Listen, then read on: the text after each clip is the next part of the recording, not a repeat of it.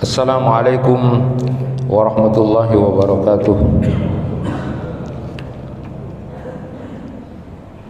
Alhamdulillahi rabbil alamin, wa bihi nasta'inu ala umuri dunya waddin.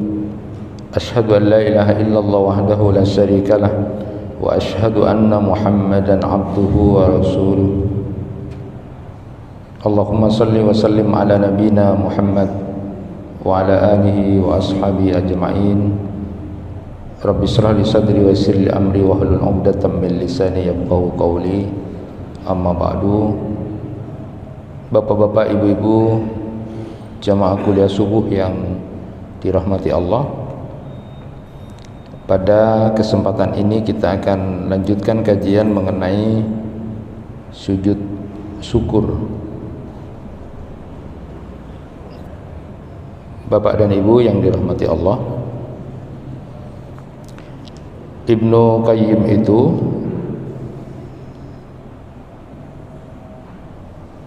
berkata, nikmat itu ada dua macam. Ada nikmat yang terus menerus, jadi hari-hari ini kita merasakan nikmat terus setiap hari, setiap saat. Dan nikmat yang baru atau sifatnya besar gitu. Nikmat yang terus menerus kita terima itu kita syukuri dengan jalan kita beribadah pada Allah, melakukan ketaatan kepada Allah. Jadi bentuk syukur kita kepada Allah adalah dengan melakukan banyak ketaatan dan ibadah kepada Allah atas nikmat-nikmat yang sudah kita terima. Adapun nikmat besar atau nikmat yang baru yang kita terima misalnya, maka disyariatkan bersujud syukur sebagai wujud rasa syukur dan tunduk kepada Allah Subhanahu wa ta'ala. Merasa hina kita diberi satu nikmat yang baru oleh Allah atas kebahagiaan itu. Nah, ini yang kemudian yang beliau sebut di kitab I'lamul Muwaqqi'innya oleh Ibnu Qayyim itu. Apa yang dimaksud dengan sujud syukur itu?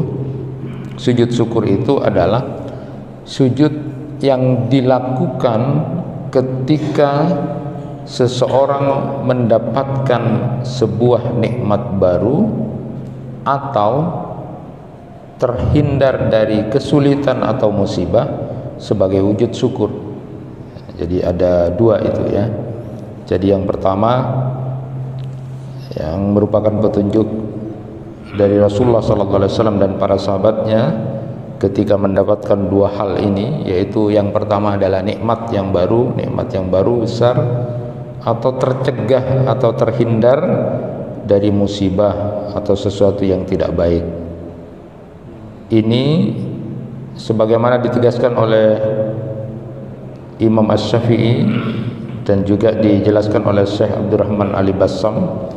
Beliau menyebutkan nikmat yang baru dan besar bukan sebagaimana nikmat-nikmat yang biasanya.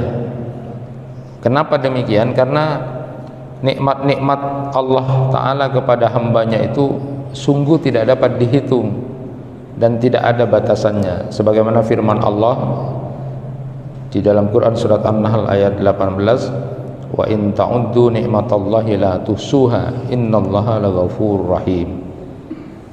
Jadi jika kamu menghitung-hitung nikmat Allah itu, niscaya kamu tidak dapat menentukan jumlahnya. Sesungguhnya Allah benar-benar Maha Pengampun lagi Maha Penyayang. Jadi ini yang dimaksud itu adalah nikmat yang baru yang besar saat itu. Karena seandainya manusia hendak bersujud setiap kali mendapatkan nikmat yang diberikan Allah Ta'ala kepadanya, maka seluruh usianya akan habis untuk bersujud kepada Allah. Oleh karena itu, sujud ini disyariatkan ketika menerima nikmat baru, nikmat besar. Misalnya ada orang yang berhasil melewati cobaan yang dirasakannya sangat berat, dan mustahil untuk selesai, tetapi kemudian dia selamat, lalu kemudian dia sujud syukur. Inilah nikmat besar yang baru itu. Ada juga misalnya ketika mendengar berita kemenangan kaum muslimin di belahan bumi yang lain misalnya, maka dia bersujud syukur. Mendapatkan kabar gembira akan lahirnya seorang anak yang sudah lama dinanti-nantikan misalnya, lama tidak punya anak, lalu kemudian berhasil kemudian punya anak, dia juga sujud syukur misalnya. Atau misalnya terhindar dari bencana atau musibah ya. Jadi misalnya ada orang yang mengalami pecah ban mobilnya, terbalik ya, tapi dia keluar dari mobilnya dengan selamat, maka dia sujud syukur. Atau orang yang kemudian misalnya kebakaran, maka sebenarnya dia sudah harusnya terbakar juga, mati di situ ya.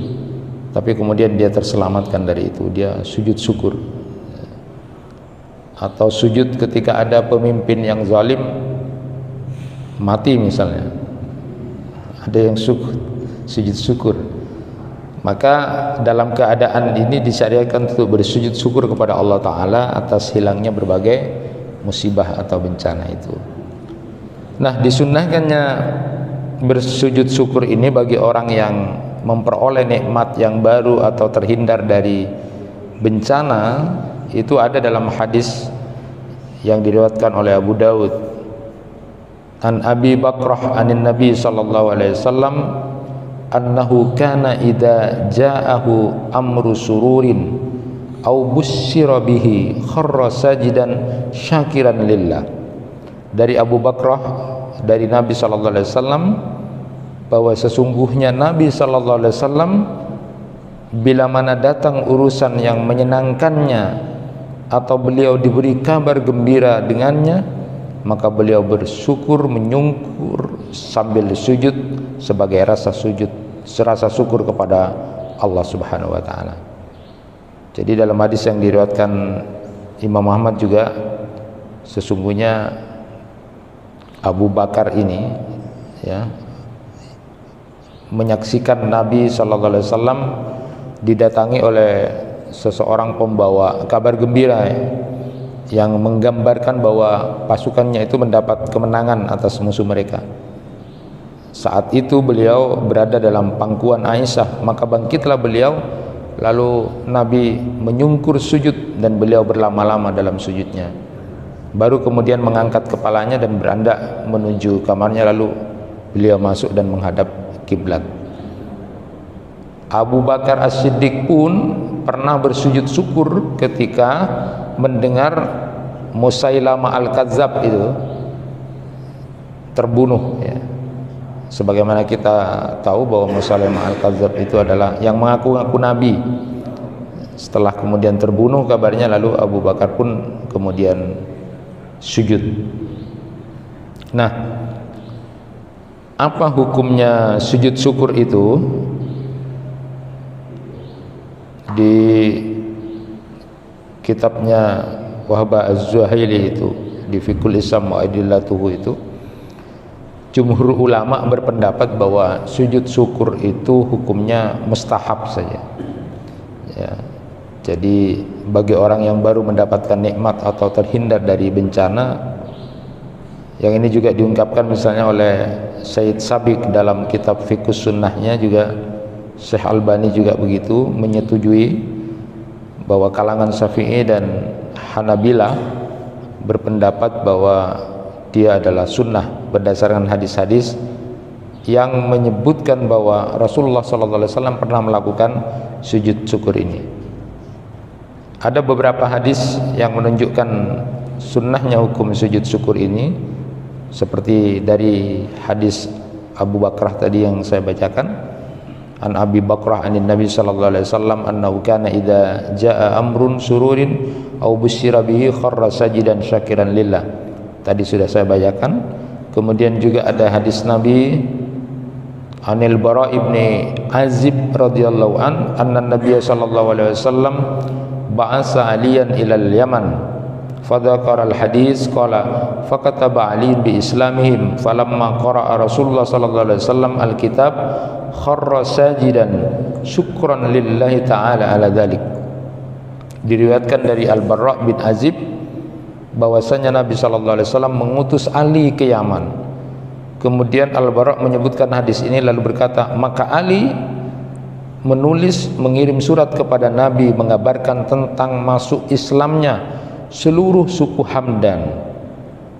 Lalu ketika membaca itu Rasulullah sallallahu alaihi wasallam tersungkur sujud. Jadi sujud syukur.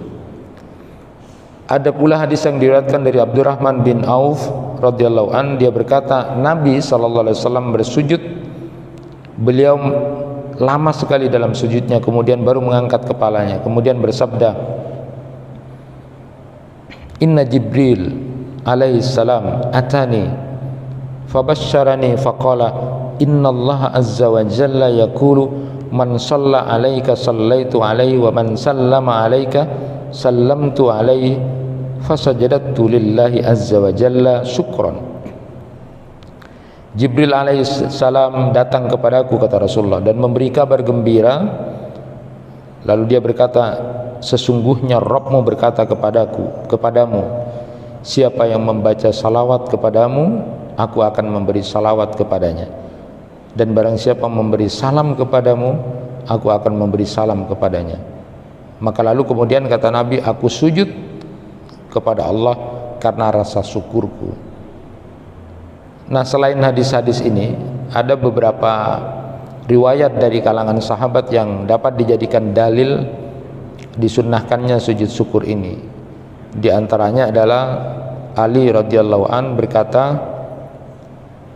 dia melakukan sujud syukur ketika mendapati Zusadiyah terbunuh bersama para khawarij lainnya. Kita tahu bahwa Ali ini memang versus dengan khawarij ya. Kemarin sudah kita sampaikan ada orang khawarij yang ketika sudah membunuh Ali itu, ketika dihukum ia tenang-tenang saja, dan kebetulan juga di dahinya hitamnya luar biasa juga, dia tenang, dan itu orang khawarij itu ya. Nah, jadi Ali radhiyallahu anhu itu bersujud syukur ketika mendapati Zusadiyah terbunuh dengan beberapa khawarij lainnya. Ka'ab bin Malik pernah bersujud syukur ketika diberi kabar gembira bahwa Allah telah menerima taubatnya. Jadi Ka'ab bin Malik itu yang tidak ikut perang, lalu kemudian dia taubat pada Allah, lalu kemudian dikabari bahwa taubatnya sudah diterima oleh Allah, lalu kemudian dia sujud syukur. Nah, Bapak dan Ibu, mengomentari hadis-hadis dan riwayat yang saya sampaikan tadi itu, Syekh Salim bin Aid al-Hilali itu berkata, oleh karena itu seorang yang bijak tidak meragukan lagi untuk menyatakan disyariatkannya sujud syukur. Barang siapa yang menyangka bahwa sujud syukur merupakan perkara bid'ah, maka jangan menengok kepadanya setelah mengetahui peringatan ini. Itu katanya Syekh Salim bin Id al-Hilali. Jadi kesimpulannya, tidak ada keraguan bagi orang yang berakal memahami hukum-hukum itu bahwa sujud syukur adalah disyariatkan, setelah tadi saya sampaikan beberapa hadis dan riwayat-riwayat yang ada. Adapun kalangan Malikiyah, mereka berpendapat bahwa justru sujud syukur itu hukumnya makruh gitu. Jadi ini nas dari Imam Malik ya. Adapun yang zahir dari pendapat beliau, sujud syukur hukumnya makruh, dan yang dianjurkan ketika mendapatkan nikmat atau terhindar dari bahaya itu adalah sholat 2 rakaat sebagaimana yang dilakukan oleh Sa'ad bin Abi Waqqas ketika Allah dengan perantara kedua tangan saat itu membuka gedung putih istana Kaisar Anusirwan ya. Yang ketika itu beliau salat 2 rakaat sebagai tanda syukur kepada Allah yang telah membukakan hati sang raja. Jadi kalau menurut Imam Malik itu tidak model sujud syukur begitu, tapi salat 2 rakaat. Begitu juga dengan mazhab Hanafiyah, memakruhkan sujud syukur itu.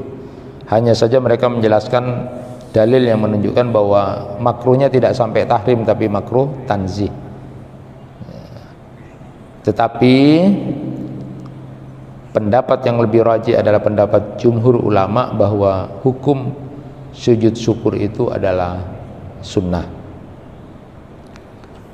Bapak-bapak dan ibu-ibu yang dirahmati Allah,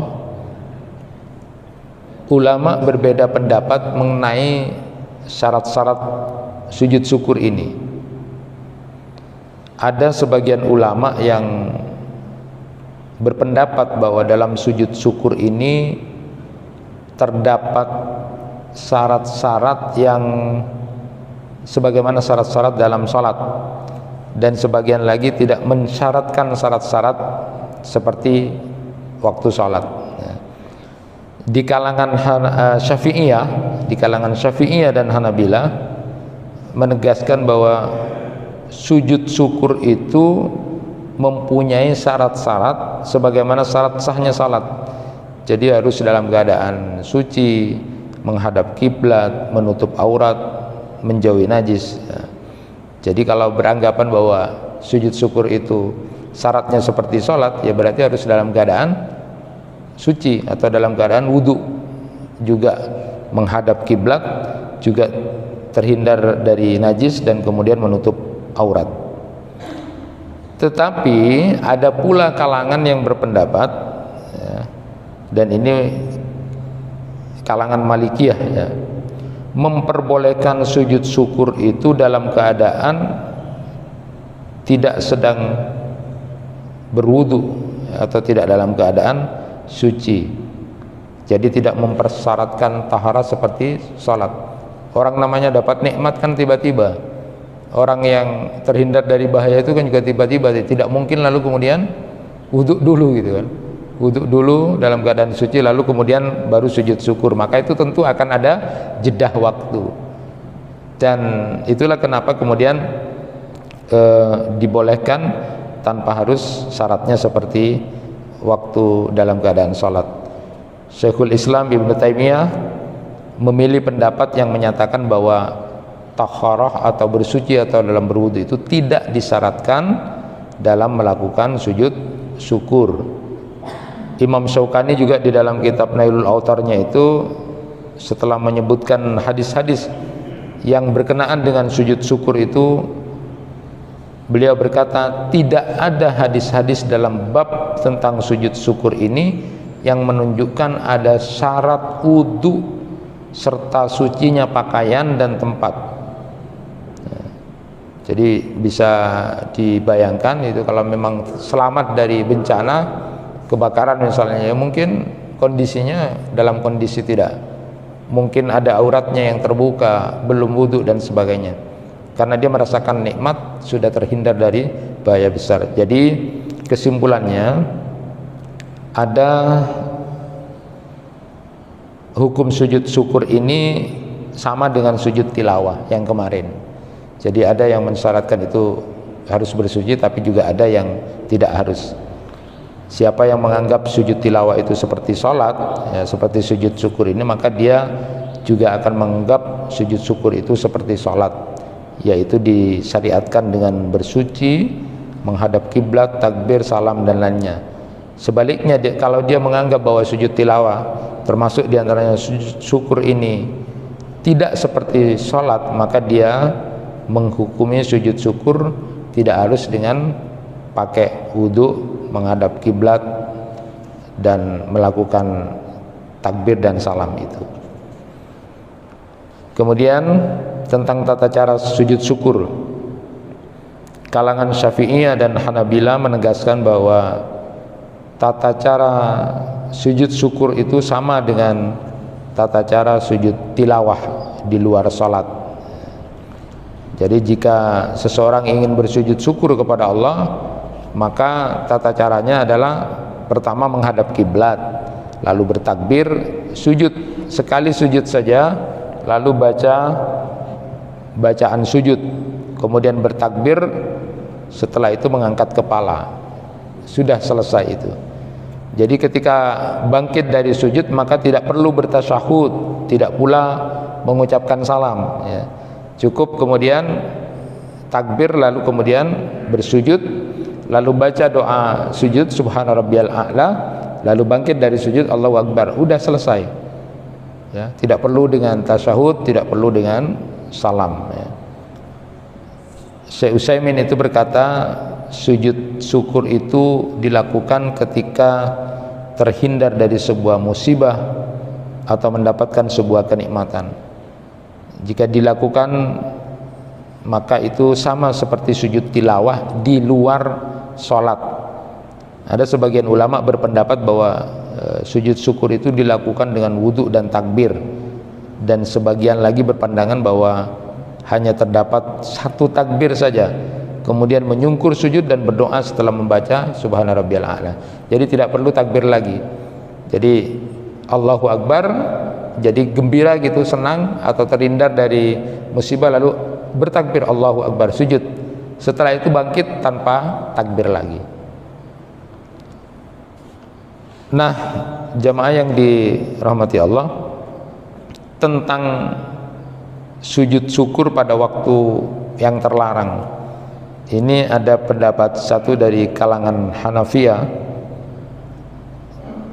memakruhkan sujud syukur pada waktu-waktu yang terlarang atau dibenci melakukan salat nafilah di dalamnya.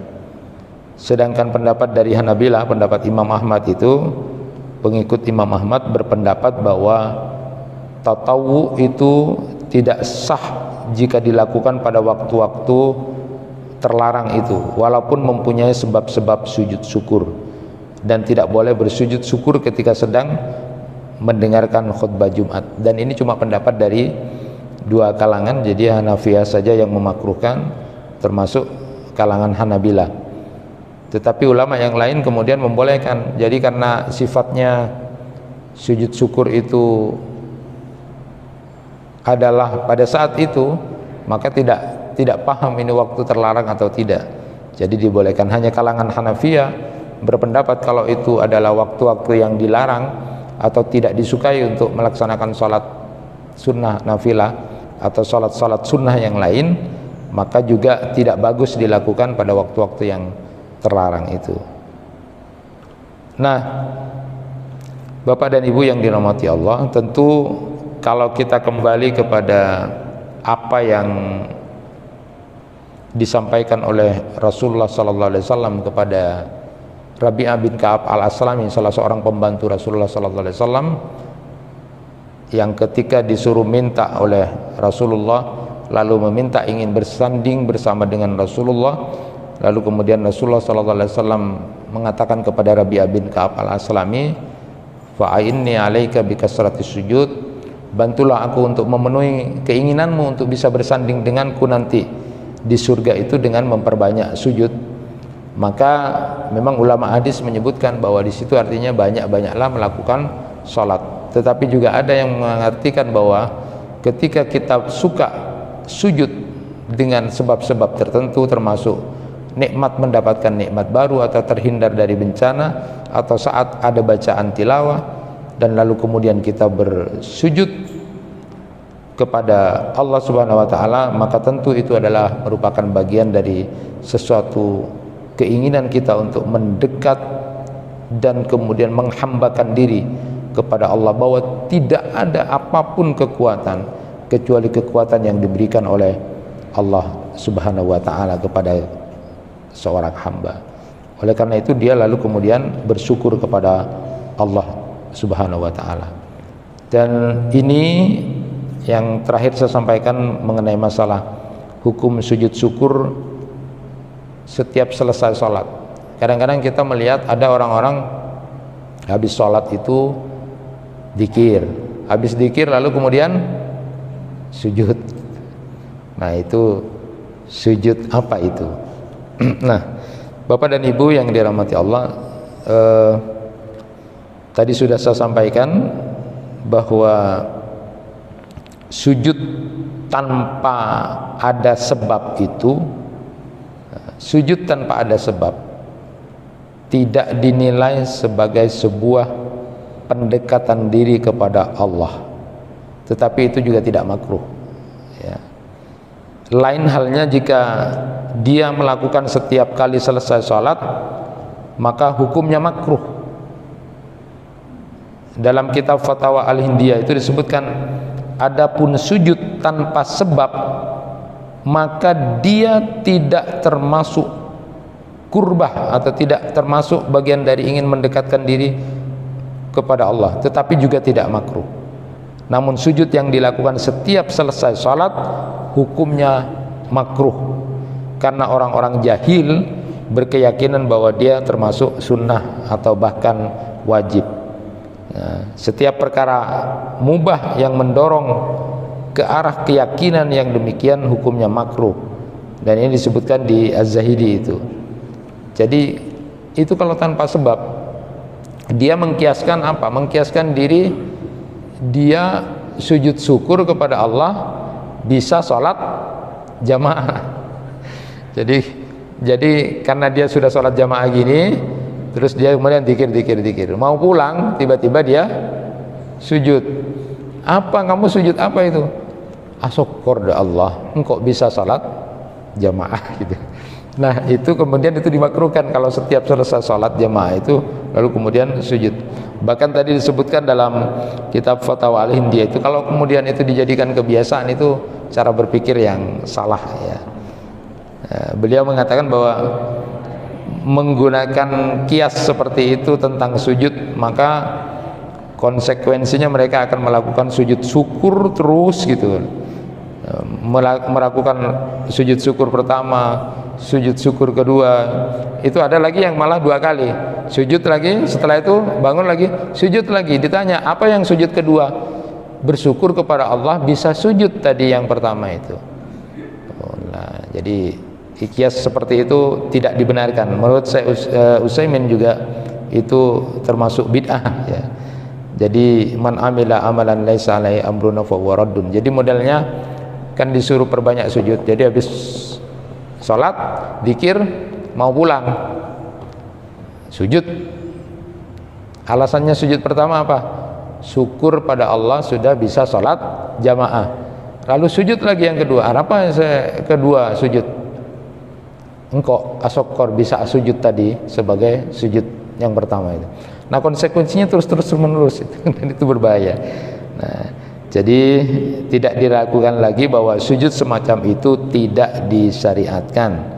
Jadi wajib berhenti melakukan perbuatan itu, ya, menahan diri dan bertaubat kepada Allah. Karena kadang-kadang ada orang yang kemudian dari saking semangatnya tapi tidak pakai ilmu, ya, semangat dia mau sujud, memperbanyak sujud dan atas nikmat, tapi kemudian dia tidak pakai ilmu, dan itu segera dihentikan.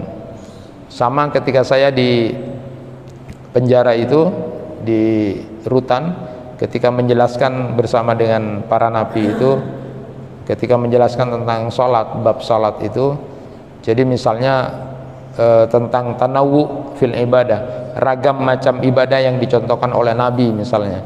Jadi kalau takbir itu boleh sejajar dengan bahu Allahu Akbar gitu, atau kemudian boleh ini ibu jarinya ini dekat dengan telinga, jadi ini Allahu Akbar boleh, begini juga boleh. Itu tanawu fil ibadah, itu ragam yang dicontohkan oleh Nabi. Atau antara telinga dengan bahu, boleh begini. Adapun selain itu al-khuruj minad din, jadi itu keluar dari agama, dan itu berlebihan walaupun semangat. Karena ada seorang nabi pada waktu itu ketika sholat itu, Pak, ini takbirnya di atas kepala, jadi Allah. Itu saya tanya, Bapak kenapa? Hula, tobat Ustaz, tobat. Iya boleh Bapak tobat nangis, tapi takbirnya jangan di atas kepala, itu tidak ada gitu. Jadi dari saking semangatnya gitu kan, itu artinya ada tanawu fil ibadah itu, tapi kalau al-khuruj minad din itu tidak boleh. Jadi ya pilihannya begini atau begini. Nah orang yang paham tentang itu kemudian tidak boleh saling menyalahkan, ya. Dan itu dalam fikih nanti ada kajian khusus. Tetapi secara umum jangan sampai kemudian keluar.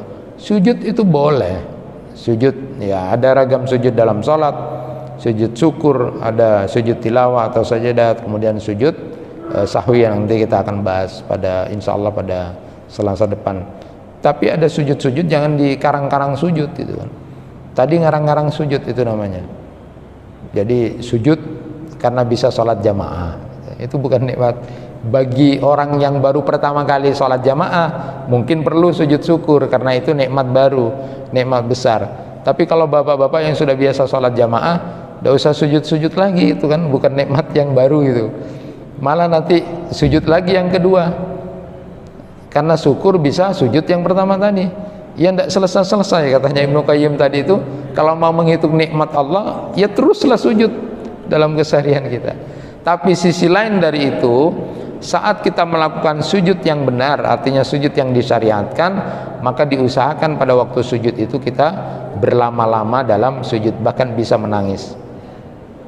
Efek medisnya sudah kita ketahui bahwa orang yang banyak sujud itu nanti anti stroke, karena otak dan sarafnya kemudian dialiri dengan oksigen dan darah yang banyak, dan itu posisi yang baik. Itu efek medis yang sebenarnya mungkin tidak pernah kita bayangkan, secara pengetahuan ternyata punya efek yang bagus. Karena sujud yang lama itu di samping disuruh oleh Rasulullah SAW untuk memperbanyak doa, fa'aksirud doa, perbanyaklah oleh kamu doa pada waktu sujud. Artinya akhirnya jadi lama. Jadi seperti yang saya sampaikan kemarin, Imam An-Nawawi boleh meminta kepada Allah walaupun tidak dengan bahasa Arab kalau tidak mampu. Jadi hajat-hajat kita kepada Allah kita sampaikan pada waktu sujud. Jadi bisa dibayangkan kalau Rasulullah pernah sujud lama, sujudnya Rasulullah itu sama seperti lamanya waktu berdiri. Bagaimana kalau cuma doanya subhana rabbiyal a'la, subhana rabbiyal a'la, subhana rabbiyal a'la, atau subhanakallahumma rabbana wa bihamdika allahumma firli, itu sangat sebentar. Maka ditambahi dengan doa-doa yang lain untuk memperbanyak atau memperlama sujud kita, bahkan dengan menangis pun dibolehkan kalau itu sujud yang disyariatkan. Nah, bagi orang beriman, Bapak dan Ibu sekalian, sebagaimana kita sudah maklumi bersama bahwa Rasulullah SAW bersabda, ajaban li amril mu'min, inna amrahu kullahu khair wa laysa dzaka li ahadin illa lil mu'min, in asabathu sarra syakara fakana khairan lahu wa in asabathu dharra sabara fakana khairan lahu. Sungguh memang menakjubkan menjadi seorang mukmin itu, karena segala urusan pasti jadi baik. Bagi orang yang beriman itu kita harus bahagia. Jadi orang beriman itu bahagia, semua urusan pasti jadi baik. Bila itu urusan yang sesuatu yang menyenangkan, maka dia syukur dan itu baik buat dia. Tapi kalau itu sesuatu yang tidak baik, maka dia kemudian bersabar dan itu adalah baik bagi seorang mukmin. Jadi menjadi orang mukmin itu memang sungguh luar biasa, dan itu tidak ada pada selain orang mukmin. Berbahagialah menjadi orang mukmin, walaupun memang ujian iman kita itu tidak separah umat terdahulu, kecuali mungkin beberapa tempat ya. Ketika Rasulullah SAW sempat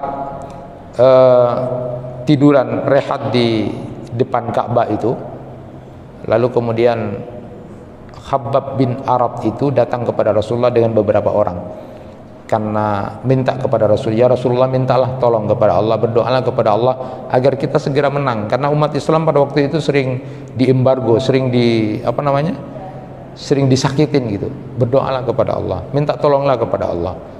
Lalu Rasulullah menyatakan, jangan tergesa-gesa, jangan tergesa-gesa. Dulu pernah ada umat sebelum kita ini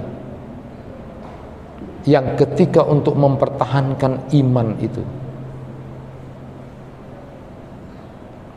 digali lubang oleh raja kafir atau orang kafir, digali lubangnya, lalu orang itu yang mau mempertahankan iman itu dimasukkan 3/4 badannya, lalu kemudian disiapkan gergaji di atas kepalanya, lalu kemudian dibelah menjadi 2. Bahkan kulit dan tulangnya lalu kemudian disisir seperti menyisir dengan besi panas yang luar biasa. Tapi mereka tetap mempertahankan keimanan dan agamanya. Akhirnya diam setelah disampaikan itu oleh Rasulullah SAW. Kita belum mengalami ujian iman seperti itu. Jadi sungguh berbahagia menjadi orang mukmin karena segala sesuatu akan menjadi baik. Dapat yang nikmat, yang baik, dia bersyukur dan itu baik. Saat dapat ujian dia bersabar dan itu adalah baik buat orang beriman karena dia akan mendapatkan pahala yang unlimited dengan kesabarannya.